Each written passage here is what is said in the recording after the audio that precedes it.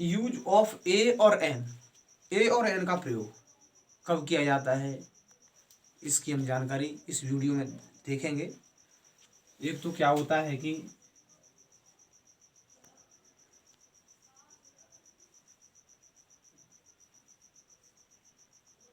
इन दोनों का प्रयोग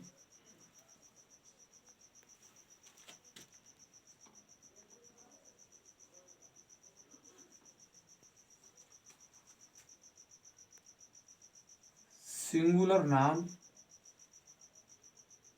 व काउंटेबल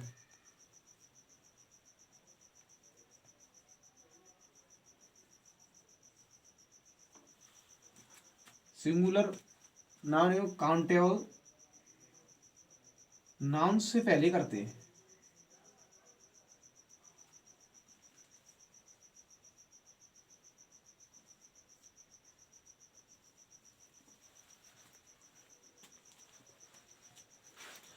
यानी इन दोनों का प्रयोग सिंगुलर नाउन व काउंटेबल नाउन से पहले करते हैं। एक तो सिंगुलर होनी चाहिए, एक वचन होनी चाहिए। नंबर 2 काउंटेबल होनी चाहिए, जिसको हम गिन सकें। जैसे कि फल है, फल को हम गिन सकते हैं। पेड़ है, पेड़ों को हम गिन सकते हैं। कोई वाहन है, उसको हम गिन सकते हैं। पेन है, पेन को गिन सकते हैं। किताब है, किताबों को गिन सकते हैं। और जैसे कि तेल है, ऑयल है, वाटर है यानी पानी, इनको हम गिन नहीं सकते हैं। तो हम इनसे पहले ए और एन का प्रयोग करेंगे ही नहीं। यानी एक तो उसे गिना जा सके और एक वो सिंगुलर होनी चाहिए, तभी ए और एन का प्रयोग करेंगे, अन्यथा नहीं करेंगे।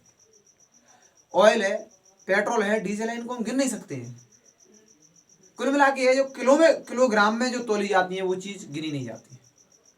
तो जो चीज किलोग्राम में तोली जाती है उनसे पहले ए और एन का प्रयोग नहीं किया जाता है। अब एक ये भी होना चाहिए कि यदि किसी अंग्रेजी शब्द की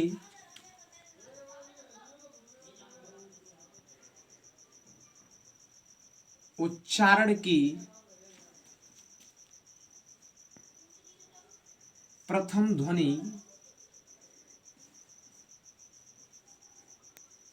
स्वर है,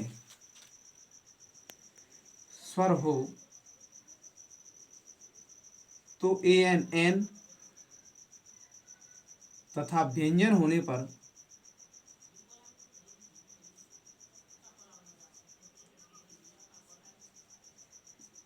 ए का प्रयोग करते हैं।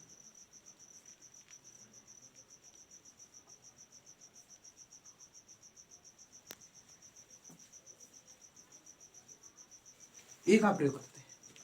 यानी कोई इंग्लिश वर्ड है और हम उसका उच्चारण कर रहे हैं, तो उसका उच्चारण करते समय जो उसकी प्रथम ध्वनि है वो यदि स्वर है तो हम एन का प्रयोग करेंगे, ए एन।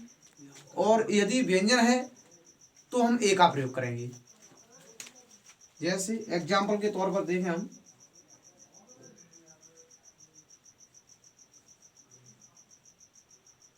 एग्जाम्पल्स,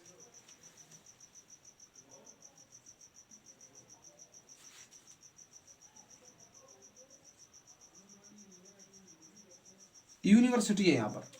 यहाँ पर यूनिवर्सिटी है। तो अगर देखें हम, जो यूनिवर्सिटी का लिखने में जो पहला जो हमारा अक्षर है, लेटर है, तो वो देखने में तो हमें स्वर है, वॉवेल्स है। लेकिन जब हम इसका उच्चारण करेंगे,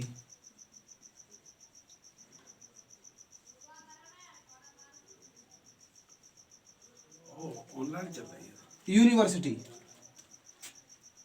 तो यहां पर देखें हम, ये व्यंजन है। जब इसका उच्चारण कर रहे हैं ना, तो यह आ रहा है, यह व्यंजन है। तो हमारा जो प्रथम ध्वनि का उच्चारण हुआ वो व्यंजन हुआ। व्यंजन हुआ तो हम ए का प्रयोग करेंगे, अ यूनिवर्सिटी। और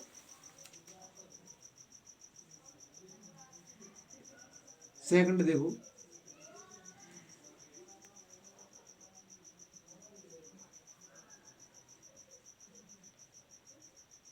HOUR, इसको हम आवर बोलते हैं, आवर। यहां देखें H है, अगर यहां पर देखेंगे तो ये व्यंजन है, लेकिन जब इसके उच्चारण को देखेंगे तो यहाँ आ रहा है, आ स्वर है, स्वर है तो एन का प्रयोग करेंगे, एन आवर, एन आवर। यानी हमको उच्चारण देखना है उसका, इससे मतलब नहीं होता है यहाँ स्वर आ रहा है या व्यंजन आ रहा है, इससे कोई मतलब नहीं है हमें। अगर जब उसका उच्चारण करेंगे तब स्वर की ध्वनि होनी चाहिए प्रथम, तो एन का प्रयोग करेंगे, और यदि प्रथम ध्वनि व्यंजन है तो फिर ए का प्रयोग करेंगे। कुछ शब्द तो ऐसे होते हैं कि जिनसे हमें डायरेक्ट पता चल जाता है स्पष्ट, जैसे कि एप्पल,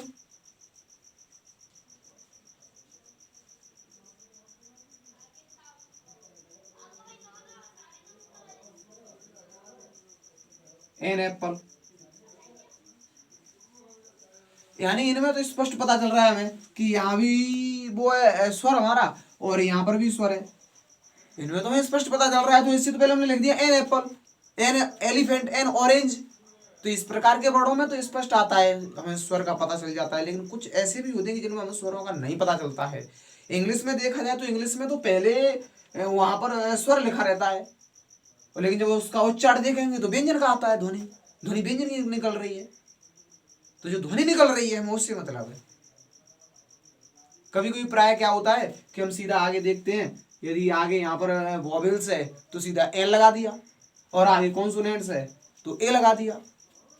रॉन्ग, गलत हो जाएगा ऐसे। हमको उसकी ध्वनि देखनी है, उच्चारण क्या हो रहा है। अब जैसे कि नंबर 4,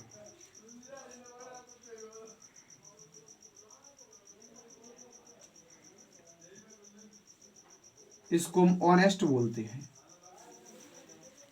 ऑनेस्ट।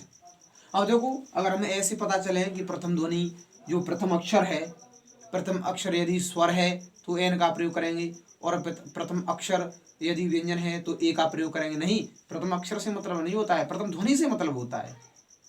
ध्वनि और अक्षर क्या है इसको पहले तो समझो। यहाँ पर अक्षर तो ये एच है, अक्षर की बात करें तो, लेकिन ध्वनि यहाँ एच ओ को मिलाकर ओ की ध्वनि हो रही है, ये ध्वनि है। एच थोड़े बोले इसको, ऑनेस्ट, ओ हम जो मुख से बोल रहे हैं ये ध्वनि निकल रही है, उसको देखो, इसको मत देखो। देखो यहाँ पर ये लिखा है, हिंदी में लिख दिया हमने उसको, ऑनेस्ट हो रहा है वो, तो हम इससे पहले एन का प्रयोग करेंगे, एन आवर। ये हुआ हमारा, हम इससे पहले आ का प्रयोग नहीं करेंगे, एन का करेंगे, एन आवर, क्योंकि हमको इससे मतलब नहीं है, इसकी ध्वनि से मतलब। ध्वनि क्या निकल